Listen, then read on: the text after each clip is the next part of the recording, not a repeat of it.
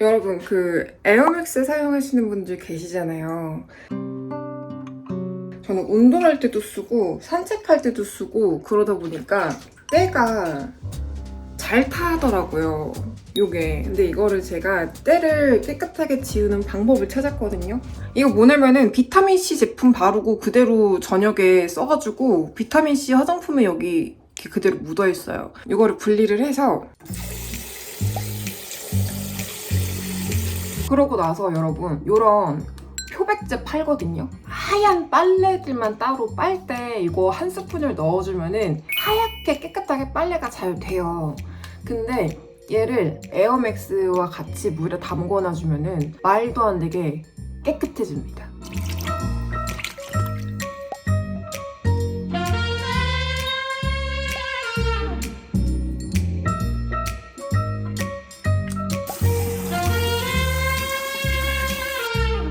엄청 깨끗해졌어요.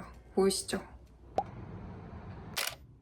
요즘에 날씨가 너무 더워졌잖아요. 그러다 보니까 원래 제가 각질 제거를 레티날이랑 비타민 C 제품들 사용하고 나서부터는 아예 안 했는데 할 필요가 없었죠. 살짝 모공 안에 피지가 정말 조금 끼더라고요. 날씨가 갑자기 습해지고 더워지니까. 그래서 오늘 모공 속 피지를 좀 흡착해주는 머드팩 해주고 각질 케어 루틴을 올해 처음 하는 것 같아요. 피부가 얇은 편임에도 불구하고 날이 갑자기 더워지니까 이런 이마 부위에 트러블이 조금 올라오려고 하더라고요. 그리고 여기도 살짝 뭔가 블랙헤드가 끼려고 하는 느낌이 보여가지고 각질 케어를 해줘야 될 것 같다라는 생각이 들었습니다.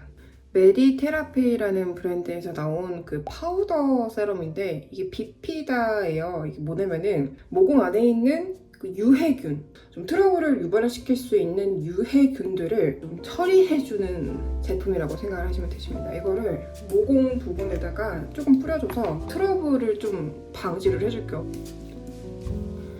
다음 크림은 이것도 비피다가 들어갔거든요. 이거는 좀 모공을 탄력 있게 조여줄 수 있는 기능을 가진 크림입니다. 카메라에 자세하게 담기진 않지만 모공이 굉장히 깨끗하게 청소가 된 게 느껴지실 거예요.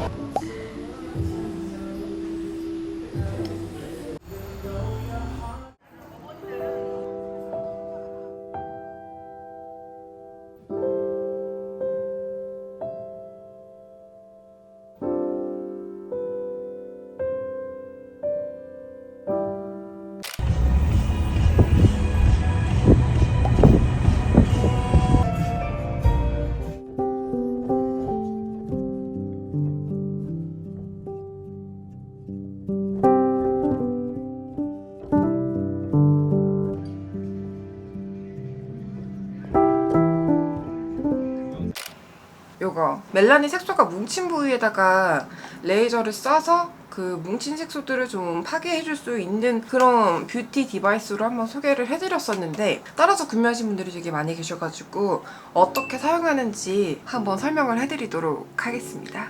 저는 지금 완전 세수를 하고 나온 정말 맨 얼굴이고요. 이걸 하실 때에는 무조건 세수를 하고 난 후 피부에 아무것도 바르지 않은 맨 얼굴에서 진행을 해주셔야 되고 여기서 나가는 레이저가 눈에 절대로 들어가지 않도록만 주의를 해주시면 됩니다. 전원을 켜고 내 피부를 인식시킨 상태에서 강도를 조절해줍니다. 전체적으로 샷을 놔주는데 동일한 부위에 연속으로 하시면 절대 안 되고요. 한 부위에 한 샷씩 골고루 쏴줍니다. 보통은 팩을 해주거든요. 진정을 즉각적으로 해줄 수 있는 마스크 팩을 보통 활용하거나 혹은 모델링 팩을 하는 편인데 오늘은 귀찮아서 그냥 마스크 팩으로 대체를 하려고 합니다. 모델링 팩이 가장 좋기는 좋아요.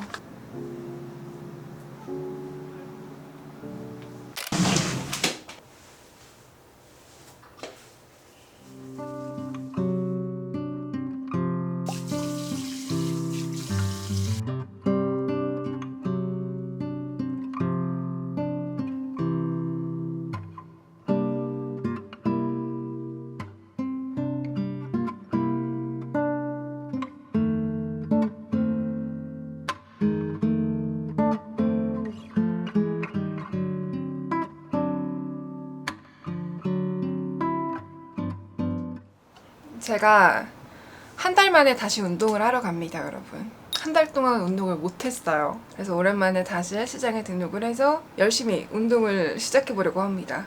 가끔 저한테 선글라스 어디서 샀냐고 물어보시는 분들이 되게 많이 계시는데, 젠틀몬스터의 르 모델인데 한 3년 전 시즌 제품일 거예요, 아마. 근데 이 라인이 너무 마음에 들어가지고 똑같은 모델로 이 컬러도 구매했어요. 크렐라라는 모델인데 이거는 대놓고 캐츠아이입니다. 좀 여성스러운 페미닌한 원피스를 입었을 때 쓰기 좋은 갸녀리면서도 세련되었지만 어느 정도의 캐주얼함이 살짝 느껴지는 그런 선글라스를 갖고 싶었는데 이거 보자마자 딱 꽂혀가지고 바로 샀어요. 그리고 제가 지난주에 구매한 거는 이번 시즌이에요. 얘도 오벌인데 여러분, 사실 이렇게 보면은 다 똑같은 것 같잖아요. 근데 똑같지 않습니다. 사람 눈매에 위치에 따라서 이미지가, 인상이 엄청나게 바뀌는데 선글라스가 그런 역할을 해주기 때문에 내가 어떤 룩을 입었을 때 어떠한 디테일을 사용해 주는가에 따라서 그 전체적인 무드가 정말 많이 바뀌어요. 이런 선글라스를 활용해 주셔가지고 그 인상을 조금 만들어 주시는 것도 되게 스타일링을 하는데 도움이 많이 될 거예요. 여기다가 이렇게 묻어 쓰고 운동 갔다 와야 되겠다.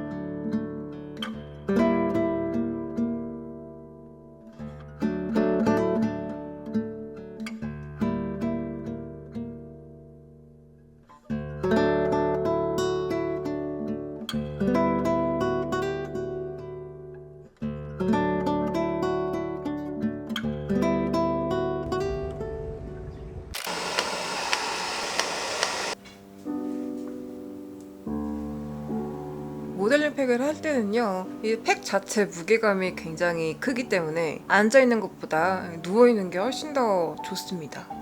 제가 오늘 운동 갔다 왔잖아요. 밖에서 산책도 2시간 넘게 했거든요. 거의 3시간을 해가지고 이런 날에는 무조건 하루 마무리를 모델링 팩으로 하고 있는데 그냥 누워있으면 심심하니까 제가 며칠 전에 연애 관련해서 몸을 진행한 적이 있는데 그거 답변을 한번 해드릴게요. 잠수 이별 대처법 알려주세요.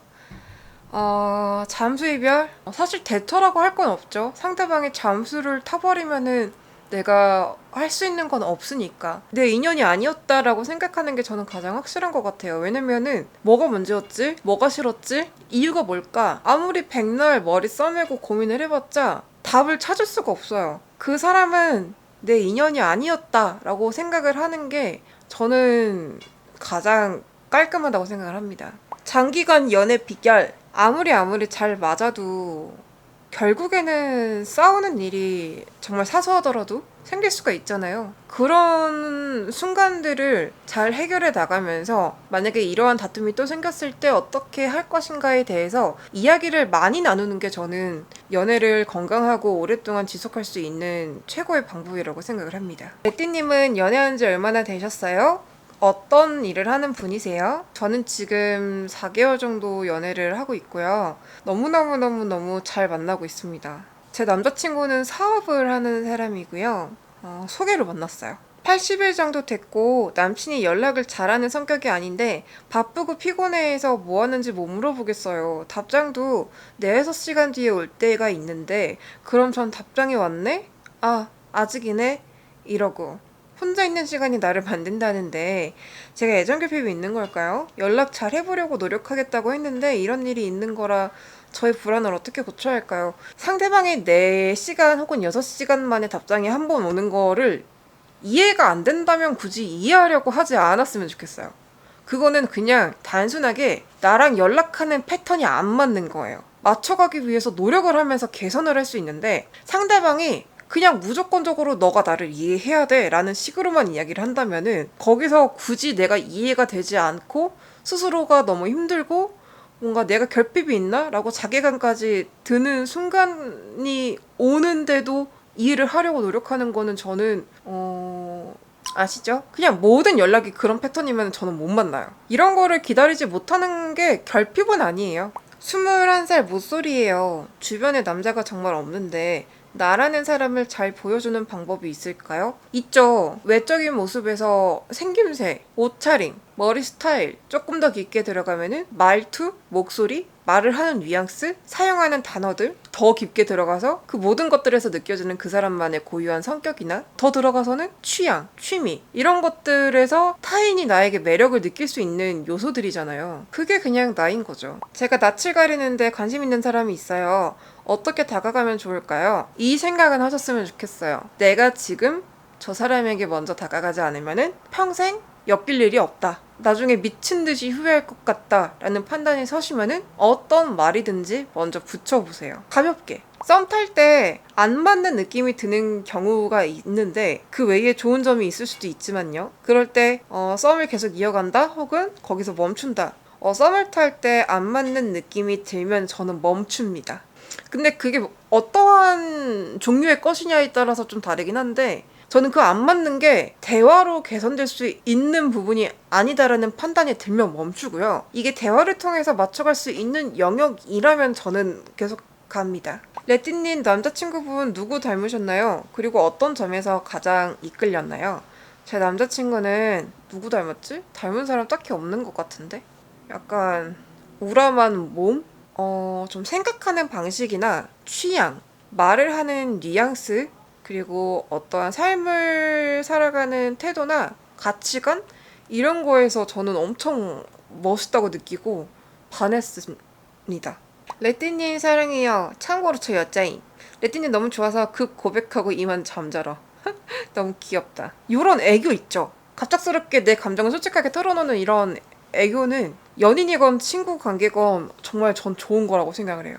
서로 좋아했지만 상황 때문에 시작도 하지 않은 관계가 있는데 인연이 아니라고 생각해도 허무하게 느껴져요. 허무하죠. 인연이 아니라고 해서 허무하지 않은 건 아니에요. 인연이 아니라고 생각이 들기 때문에 허무할 수도 있어요. 아주 작게라도 내가 기대를 했다면은. 근데 너무 허무해하지 마세요. 진짜 인연을 만나기 위한 과정이라고 생각하면 될 것 같아요. 저는 저 잘 맞는 사람과 연애해보고 싶어요. 질문도 고민도 아니지만 레띠님에게 공유하면 좋은 일 생길 것 같아서요. 잘 맞는 사람과 연애하고 싶다라는 그러한 바램을 마음 안에 품고 사는 건 저는 되게 중요한 것 같아요. 왜냐면은 그런 사람을 만날 수 있는 확률을 높여주는 거라고 생각을 해요. 그래서 이러한 바램을 마음속에 품고 있는 거는 저는 정말 인연을 만나기 위해서 중요한 포인트라고 생각을 합니다. 잘하고 계세요.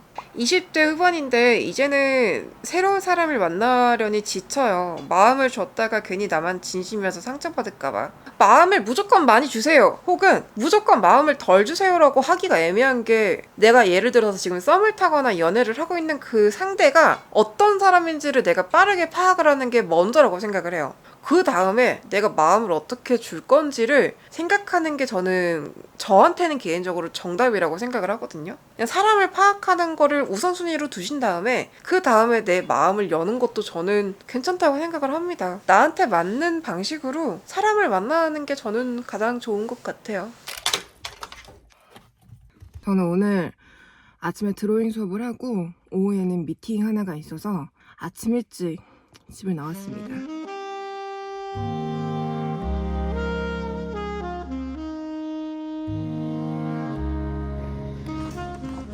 제 책이 있나 한번 보고 가려고요.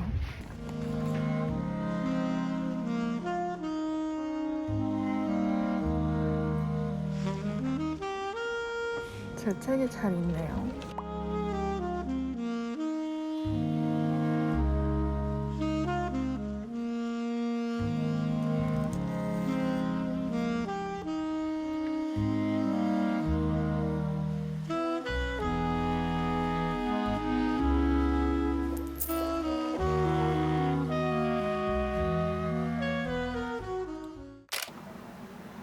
얼굴에 아주 붓기가 하나도 없는 완벽한 상태입니다.